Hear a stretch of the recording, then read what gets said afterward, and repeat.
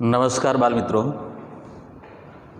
कक्षा 8 विषय हिंदी, एकम नंबर 4, कर्मयोगी लाल बहादुर शास्त्री, जिसके लेखक हैं श्री शंकर दयाल शर्मा। और एकम का प्रकार है, यानी कि एकम का साहित्य प्रकार है जीवनी। सबसे पहले हम यहाँ पर हमारे जो इस एकम के लेखक है श्री शंकर दयाल शर्मा, उस लेखक के बारे में थोड़ा परिचय प्राप्त करेंगे। तो लेखक परिचय, लेखक है श्री शंकर दयाल शर्मा, जो भारत के 9वें राष्ट्रपति थे और उनका जन्म भोपाल मध्य प्रदेश में हुआ था। वह कई सालों तक भारत के राष्ट्रपति और उपराष्ट्रपति के पद पर भी आसीन रह चुके हैं और उन्होंने इस पद पर रहकर भारत की और भारतवर्ष की बहुत सेवा की है और भारत को एक उन्नत मार्ग पर ले जाने का प्रयत्न भी उन्होंने बहुत कुछ किया है। उन्होंने जो ये एकम लिखा है वह हमारे कर्मयोगी लाल बहादुर शास्त्री, जो एक साधारण परिवार में जन्मे हुए व्यक्ति थे और वह आगे बढ़कर शास्त्री का पद प्राप्त करने के बाद वहाँ से आगे बढ़कर भारत के प्रधानमंत्री के पद तक पहुँचे। यानी कि उन्होंने अपने एक साधारण व्यक्ति से अपनी जीवन यात्रा को आगे बढ़ाते हुए किस प्रकार से सफलताएं प्राप्त की और अपने जीवन को और उन्नत बनाया और अपने जीवन की जो सफलताएं थी उस सफलताओं को उन्होंने कैसे देश के विकास में लाने का प्रयत्न किया, इसका यहाँ पर इस एकम में वर्णन किया हुआ है हमारे श्री शंकर दयाल शर्मा ने। और ये उनके पूरा जीवन चरित्र अंकित किया। ये एकम के अलावा शंकर दयाल शर्मा ने बहुत सारी अन्य रचनाएं भी की है, जैसे देशमणि, हमारे पथ प्रदर्शक, प्रतिष्ठित भारतीय और हमारे चिंतन की मूलधारा। तो ये था लेखक परिचय। अब हम इस एकम का अच्छी तरह से पठन करेंगे और ये पठन आप लोग ध्यान से। इकाई 4, कर्मयोगी लाल बहादुर शास्त्री।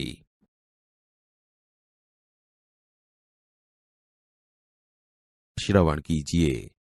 शास्त्री जी के नाम के साथ कर्मयोगी विशेषण जोड़ना बिल्कुल उपयुक्त है, क्योंकि मुझे तो उनका सारा जीवन ही कर्म से भरा हुआ मालूम पड़ता है। शास्त्री जी सामान्य परिवार से ऊपर उठकर देश के प्रधानमंत्री के जिस महत्वपूर्ण पद तक पहुंचे, उसका रहस्य उनके कर्मयोगी होने में ही छिपा हुआ है।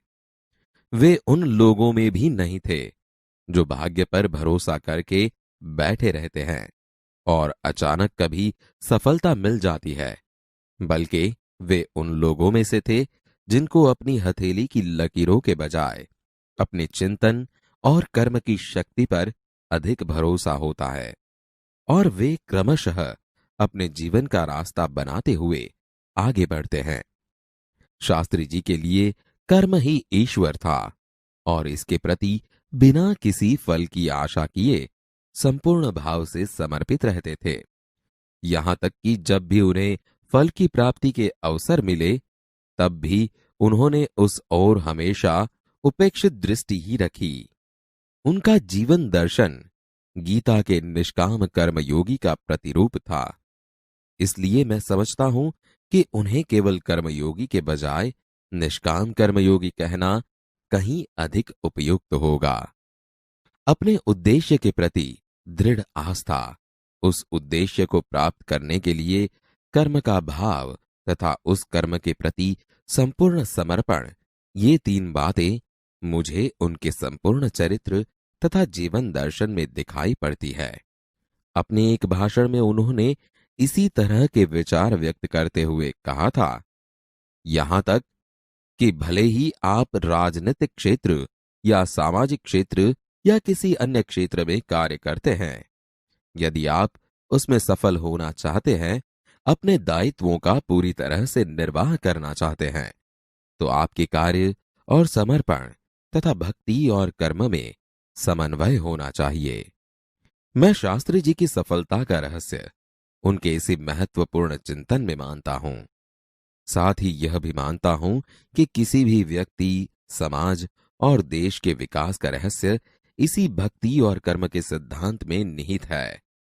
शास्त्री जी का संपूर्ण जीवन श्रम, सेवा, सादगी और समर्पण का अनुपम उदाहरण है। उनके ये गुण केवल उनके कार्यों और विचारों में ही अभिव्यक्ति नहीं पाते थे, बल्कि उनको देखने से ही इन सभी भावों का एहसास हो जाता था। उनके अपने व्यक्तित्व में विचारों का अनोखा समन्वय था। वे जो कुछ कहते थे वही करते थे।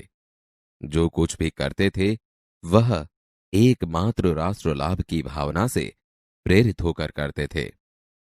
मुझे लगता है कि यह उनके चरित्र की एक बहुत बड़ी विशेषता थी, जिसके कारण देशवासी उन पर इतना अधिक विश्वास करते थे और उन्हें चाहते भी थे।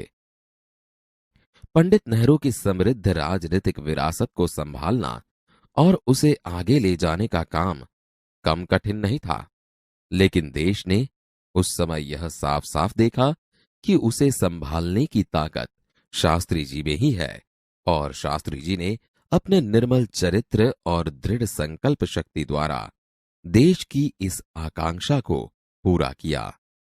शास्त्री जी की एक सबसे बड़ी विशेषता यह थी कि वे एक सामान्य परिवार में पैदा हुए थे। सामान्य परिवार में ही उनकी परवरिश हुई, और जब वे देश के प्रधानमंत्री जैसे महत्वपूर्ण पद पर पहुंचे, तब भी वह सामान्य ही बने रहे। विनम्रता, सादगी और सरलता उनके व्यक्तित्व में एक विशिष्ट प्रकार का आकर्षण पैदा करते थे। इस दृष्टि से शास्त्री जी का व्यक्तित्व बापू के अधिक करीब था, और कहना न होगा कि बापू से प्रभावित होकर ही सन 1921 में उन्होंने अपनी पढ़ाई छोड़ दी। शास्त्री जी पर भारतीय चिंतकों डॉक्टर भगवान दास तथा बापू का कुछ ऐसा प्रभाव रहा कि वह जीवन भर उन्हीं आदर्शों पर चलते रहे तथा औरों को इसके लिए प्रेरित करते रहे। शास्त्री जी के संबंध में मुझे बाइबल की वह उक्ति बिल्कुल सही जान पड़ती है कि विनम्र ही पृथ्वी के वारिस होंगे। शास्त्री जी ने हमारे देश के स्वतंत्रता संग्राम में तब प्रवेश किया था जब वे एक स्कूल में विद्यार्थी थे, और उस समय उनकी उम्र 17 वर्ष की थी। गांधी जी के आह्वान पर वे स्कूल छोड़कर बाहर आ गए थे।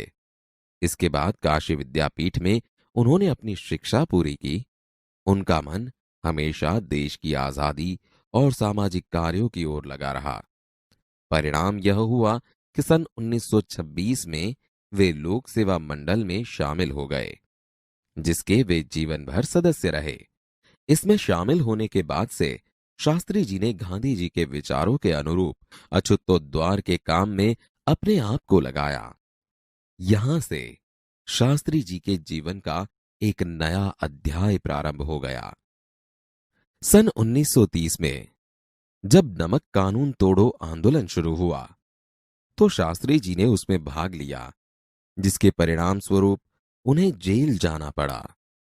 यहां से शास्त्री जी की जेल यात्रा की जो शुरुआत हुई, तो वह सन 1942 के भारत छोड़ो आंदोलन तक निरंतर चलती रही। इन 12 वर्षों के दौरान वे 7 बार जेल गए।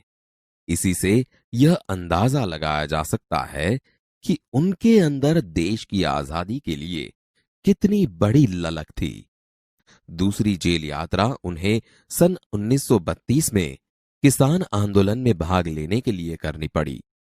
सन 1942 की उनकी जेल यात्रा 3 वर्ष की थी, जो सबसे लंबी जेल यात्रा थी।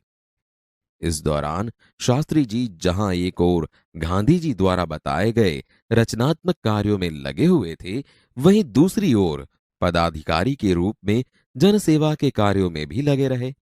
सन 1935 में वे संयुक्त प्रांतीय कांग्रेस कमेटी के सचिव बनाए गए। इस पद पर वे 1938 तक रहे।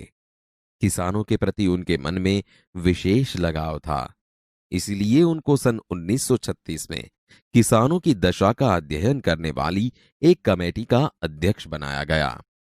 पूरी लगन के साथ काम करके उन्होंने अपनी रिपोर्ट प्रस्तुत की, जिसमें जमींदारी उन्मूलन पर विशेष जोर दिया गया। इसके बाद के 6 वर्षों तक वे इलाहाबाद की नगरपालिका से किसी न किसी रूप में जुड़े रहे। मैं समझता हूं कि इस अनुभव ने भी शास्त्री जी के व्यक्तित्व और चिंतन को नागरिकों की समस्याओं से निकट से परिचित कराया। उनके पास ग्रामीण जीवन का अनुभव था। अब इसके साथ ही इलाहाबाद नगरपालिका ने जनसेवा का भी अनुभव जोड़ दिया था। लोकतंत्र की इस आधारभूत इकाई में कार्य करने के कारण वे देश की छोटी छोटी समस्याओं और उनके निराकरण की व्यावहारिक प्रक्रिया से अच्छी तरह से परिचित हो गए थे। कार्य के प्रति निष्ठा और मेहनत करने की अदम्य क्षमता के कारण सन 1937 में वे संयुक्त प्रांतीय व्यवस्थापिका सभा के लिए निर्वाचित हुए। सही मायने में यहीं से शास्त्री जी के संसदीय जीवन की शुरुआत हुई, जिसका समापन देश के प्रधानमंत्री पद तक पहुंचने में हुआ। शास्त्री जी को भारतीय राजनीति की इतनी सही और गहरी पकड़ थी कि श्रीमती इंदिरा गांधी ने उन्हें अपना राजनीतिक गुरु मानते हुए कहा था कि उन्हीं के मार्गदर्शन में मेरा राजनीतिक जीवन शुरू हुआ। देश की आजादी के बाद उत्तर प्रदेश तथा केंद्र सरकार में शास्त्री जी भिन्न भिन्न पदों पर रहे। उत्तर प्रदेश में उन्हें गृह मंत्री बनाया गया। बाद में पंडित नेहरू के अनुरोध पर वे केंद्र में आ गए। केंद्र में उन्होंने रेल और परिवहन, संचार, वाणिज्य, उद्योग और गृह जैसे महत्वपूर्ण मंत्रालयों में मंत्री पद संभाला। इन पदों पर रहते हुए शास्त्री जी ने अपनी जिस प्रशासकीय दक्षता का प्रमाण दिया, वह हमारे देश के लिए एक उदाहरण है। अपने मंत्रालयों के कार्यों में उनका दृष्टिकोण अत्यंत व्यवहारिक तथा सभी प्रकार की औपचारिकताओं से परे होता था। वे अपने को कभी भी अपने पद के कारण ऊंचा नहीं मानते थे। उनकी बड़ी सीधी सी धारणा थी कि वे जनता के शासक नहीं बल्कि जनता के सेवक हैं। ऐसी भावना से कार्य करने के कारण उन्हें अपने मंत्रालय में तो लोकप्रियता मिली ही, साथ ही साथ सारे देश में भी लोकप्रियता मिली। इसी लोकप्रियता का परिणाम था कि पंडित नेहरू के निधन के बाद देश ने उन्हें प्रधानमंत्री के रूप में स्वीकार किया। देश के इस महत्वपूर्ण पद पर रहते हुए केवल 19 महीने के छोटे से समय में उन्होंने जितनी सफलताएं और लोकप्रियता प्राप्त की, वह एक उदाहरण है। शास्त्री जी के सामने अपना उद्देश्य बिल्कुल स्पष्ट था। उसमें किसी प्रकार का धुंधलापन या भटकाव नहीं था। वे हमारे देश के अत्यंत महत्वपूर्ण पदों पर रहे और इन पदों पर रहते हुए स्वाभाविक रूप से वे अधिकार संपन्न भी थे। लेकिन उन्होंने हमेशा आत्मसंयम से काम लिया तथा अधिकारों से अधिक कर्तव्यों को तरजीह दी। शायद इसीलिए शास्त्री जी इतने अधिक लोकप्रिय भी हो सके। उन्होंने अलीगढ़ मुस्लिम विश्वविद्यालय के दीक्षांत समारोह में 19 दिसंबर 1964 को छात्रों को संबोधित करते हुए कुछ इसी तरह के विचार व्यक्त किए थे। आपके भविष्य की मंजिल चाहे जो कुछ भी हो, आप में से प्रत्येक को यह सोचना चाहिए कि आप सबसे पहले देश के नागरिक हैं। यह आपको संविधान द्वारा प्रदत्त कुछ अधिकार देता है, लेकिन इससे कुछ कर्तव्यों का भी बोझ आता है, जिसे समझना चाहिए। हमारा देश प्रजातांत्रिक है, जो निजी स्वतंत्रता देता है, लेकिन इस स्वतंत्रता का उपयोग एक व्यवस्थित समाज के हित में स्वेच्छा से लगाए गए प्रतिबंधों के तहत होना चाहिए। अधिकार, कर्तव्य और आत्मसंयम के बारे में यह अत्यंत महत्वपूर्ण बात शास्त्री जी ने कही थी, जिसे आज याद रखने की जरूरत है। इकाई 4 कर्मयोगी लाल बहादुर शास्त्री।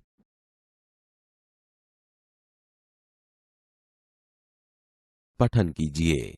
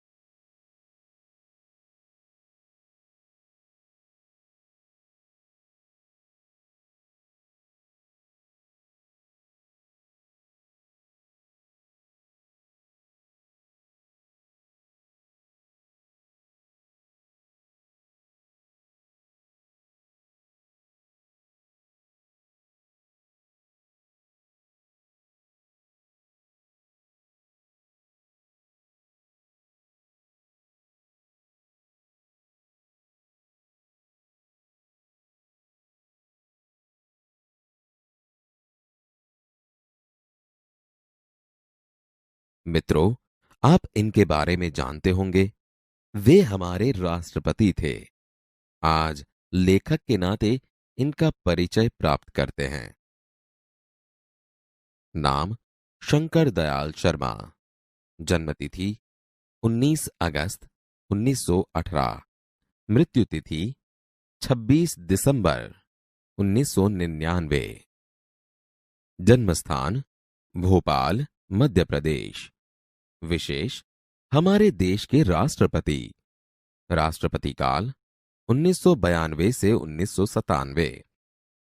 हाँ तो मित्रों, शंकर दयाल शर्मा हमारे 9वें राष्ट्रपति थे। उनकी प्रारंभिक शिक्षा मध्य प्रदेश में हुई। उन्होंने इलाहाबाद तथा लखनऊ विश्वविद्यालय में पढ़ाई की और एमए एलएलबी की उपाधि प्राप्त की। राजनीतिक जीवन में वे विधायक, सांसद से राज्यपाल, उपराष्ट्रपति और राष्ट्रपति पद पर रहे। हिंदी और अंग्रेजी दोनों भाषाओं में उन्होंने अनेक पुस्तकें लिखीं, जैसे कि देशमणि, हमारे पथ प्रदर्शक, प्रतिष्ठित भारतीय, हमारे चिंतन की मूल धारा इत्यादि। शास्त्री जी के नाम के साथ कर्मयोगी विशेषण जोड़ना बिल्कुल उपयुक्त है, क्योंकि मुझे तो उनका सारा जीवन ही कर्म से भरा हुआ मालूम पड़ता है। शास्त्री जी सामान्य परिवार से ऊपर उठकर देश के प्रधानमंत्री के जिस महत्वपूर्ण पद तक पहुंचे, उसका रहस्य उनके कर्मयोगी होने में ही छिपा हुआ है। वे उन लोगों में भी नहीं थे जो भाग्य पर भरोसा करके बैठे रहते हैं और अचानक कभी सफलता मिल जाती है, बल्कि वे उन लोगों में से थे जिनको अपनी हथेली की लकीरों के बजाय अपने चिंतन और कर्म की शक्ति पर अधिक भरोसा होता है, और वे क्रमशः अपने जीवन का रास्ता बनाते हुए आगे बढ़ते हैं। शास्त्री जी के लिए कर्म ही ईश्वर था और इसके प्रति बिना किसी फल की आशा किए संपूर्ण भाव से समर्पित रहते थे। यहां तक कि जब भी उन्हें फल की प्राप्ति के अवसर मिले, तब भी उन्होंने उस ओर हमेशा उपेक्षित दृष्टि ही रखी।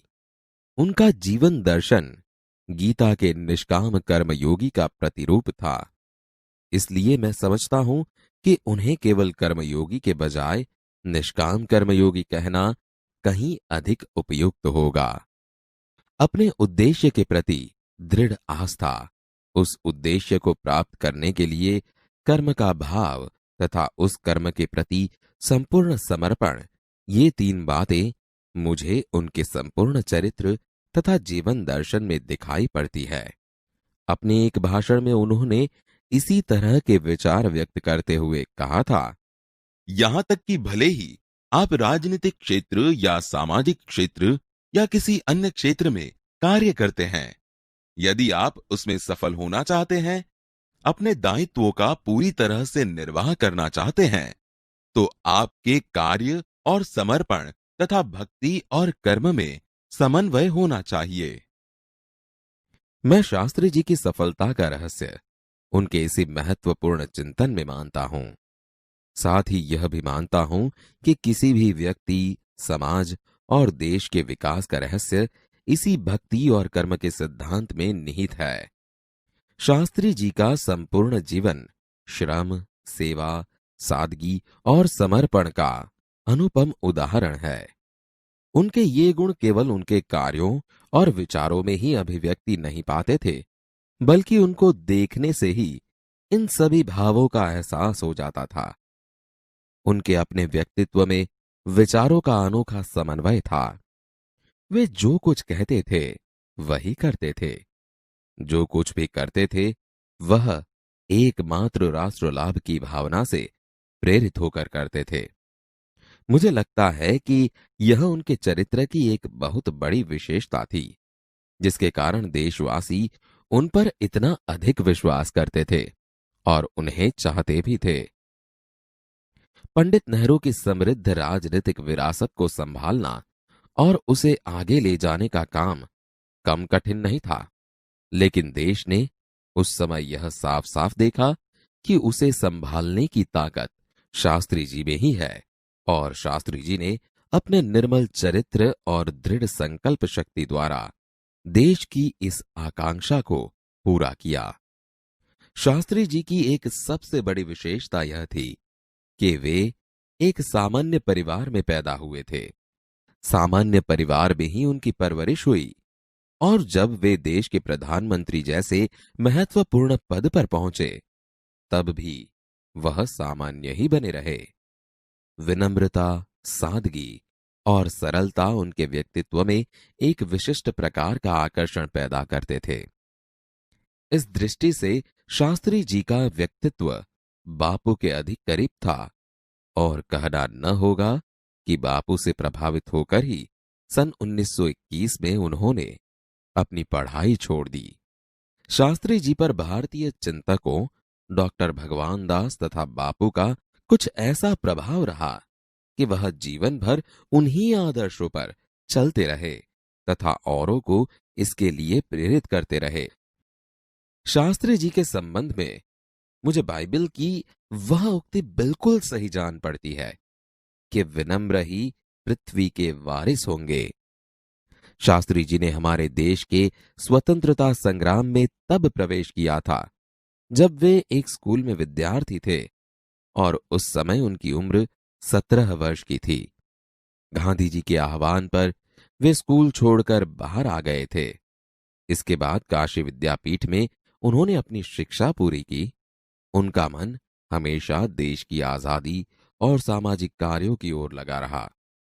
परिणाम यह हुआ कि सन 1926 में वे लोक सेवा मंडल में शामिल हो गए, जिसके वे जीवन भर सदस्य रहे। इसमें शामिल होने के बाद से शास्त्री जी ने गांधी जी के विचारों के अनुरूप अछूतोद्वार के काम में अपने आप को लगाया। यहां से शास्त्री जी के जीवन का एक नया अध्याय प्रारंभ हो गया। सन 1930 में जब नमक कानून तोड़ो आंदोलन शुरू हुआ तो शास्त्री जी ने उसमें भाग लिया, जिसके परिणाम स्वरूप उन्हें जेल जाना पड़ा। यहां से शास्त्री जी की जेल यात्रा की जो शुरुआत हुई तो वह सन 1942 के भारत छोड़ो आंदोलन तक निरंतर चलती रही। इन 12 वर्षों के दौरान वे 7 बार जेल गए। इसी से यह अंदाजा लगाया जा सकता है कि उनके अंदर देश की आजादी के लिए कितनी बड़ी ललक थी। दूसरी जेल यात्रा उन्हें सन 1932 में किसान आंदोलन में भाग लेने के लिए करनी पड़ी। सन 1942 की उनकी जेल यात्रा 3 वर्ष की थी, जो सबसे लंबी जेल यात्रा थी। इस दौरान शास्त्री जी जहां एक ओर गांधी जी द्वारा बताए गए रचनात्मक कार्यों में लगे हुए थे, वहीं दूसरी ओर पदाधिकारी के रूप में जनसेवा के कार्यों में भी लगे रहे। सन 1935 में वे संयुक्त प्रांतीय कांग्रेस कमेटी के सचिव बनाए गए। इस पद पर वे 1938 तक रहे। किसानों के प्रति उनके मन में विशेष लगाव था, इसलिए उनको सन 1936 में किसानों की दशा का अध्ययन करने वाली एक कमेटी का अध्यक्ष बनाया गया। पूरी लगन के साथ काम करके उन्होंने अपनी रिपोर्ट प्रस्तुत की, जिसमें जमींदारी उन्मूलन पर विशेष जोर दिया गया। इसके बाद के 6 वर्षों तक वे इलाहाबाद की नगरपालिका से किसी न किसी रूप में जुड़े रहे। मैं समझता हूं कि इस अनुभव ने भी शास्त्री जी के व्यक्तित्व और चिंतन को नागरिकों की समस्याओं से निकट से परिचित कराया। उनके पास ग्रामीण जीवन का अनुभव था। अब इसके साथ ही इलाहाबाद नगरपालिका ने जनसेवा का भी अनुभव जोड़ दिया था। लोकतंत्र की इस आधारभूत इकाई में कार्य करने के कारण वे देश की छोटी छोटी समस्याओं और उनके निराकरण की व्यावहारिक प्रक्रिया से अच्छी तरह से परिचित हो गए थे। कार्य के प्रति निष्ठा और मेहनत करने की अदम्य क्षमता के कारण सन 1937 में वे संयुक्त प्रांतीय व्यवस्थापिका सभा के लिए निर्वाचित हुए। सही मायने में यहीं से शास्त्री जी के संसदीय जीवन की शुरुआत हुई, जिसका समापन देश के प्रधानमंत्री पद तक पहुंचने में हुआ। शास्त्री जी को भारतीय राजनीति की इतनी सही और गहरी पकड़ थी कि श्रीमती इंदिरा गांधी ने उन्हें अपना राजनीतिक गुरु मानते हुए कहा था कि उन्हीं के मार्गदर्शन में मेरा राजनीतिक जीवन शुरू हुआ।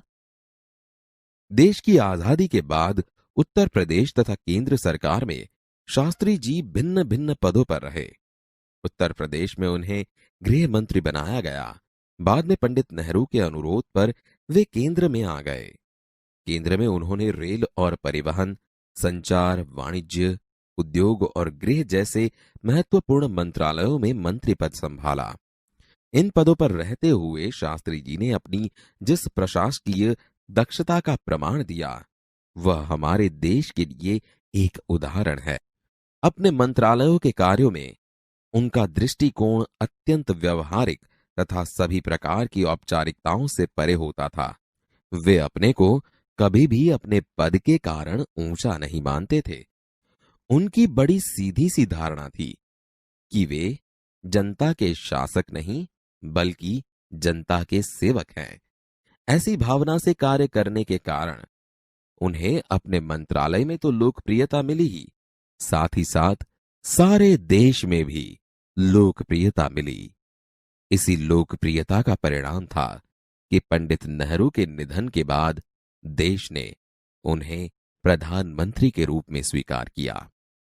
देश के इस महत्वपूर्ण पद पर रहते हुए केवल 19 महीने के छोटे से समय में उन्होंने जितनी सफलताएं और लोकप्रियता प्राप्त की, वह एक उदाहरण है। शास्त्री जी के सामने अपना उद्देश्य बिल्कुल स्पष्ट था। उसमें किसी प्रकार का धुंधलापन या भटकाव नहीं था। वे हमारे देश के अत्यंत महत्वपूर्ण पदों पर रहे और इन पदों पर रहते हुए स्वाभाविक रूप से वे अधिकार संपन्न भी थे। लेकिन उन्होंने हमेशा आत्मसंयम से काम लिया तथा अधिकारों से अधिक कर्तव्यों को तरजीह दी। शायद इसीलिए शास्त्री जी इतने अधिक लोकप्रिय भी हो सके। उन्होंने अलीगढ़ मुस्लिम विश्वविद्यालय के दीक्षांत समारोह में 19 दिसंबर 1964 को छात्रों को संबोधित करते हुए कुछ इसी तरह के विचार व्यक्त किए थे। आपके भविष्य की मंजिल चाहे जो कुछ भी हो, आप में से प्रत्येक को यह सोचना चाहिए कि आप सबसे पहले देश के नागरिक हैं। यह आपको संविधान द्वारा प्रदत्त कुछ अधिकार देता है, लेकिन इससे कुछ कर्तव्यों का भी बोझ आता है, जिसे समझना चाहिए। हमारा देश प्रजातांत्रिक है, जो निजी स्वतंत्रता देता है, लेकिन इस स्वतंत्रता का उपयोग एक व्यवस्थित समाज के हित में स्वेच्छा से लगाए गए प्रतिबंधों के तहत होना चाहिए। अधिकार, कर्तव्य और आत्मसंयम के बारे में यह अत्यंत महत्वपूर्ण बात शास्त्री जी ने कही थी, जिसे आज याद रखने की जरूरत है।